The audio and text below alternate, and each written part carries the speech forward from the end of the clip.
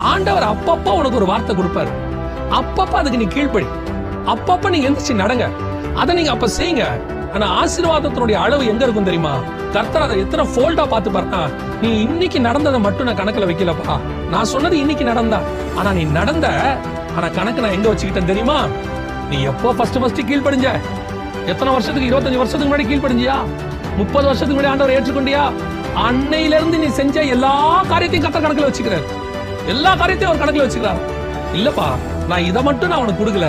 அவன் முதல்ல என்னை ஏற்றுக்கொண்டு ரட்சிக்கப்பட்டு தன் தாய் தகப்பனை விட்டு வந்தான் பாரு.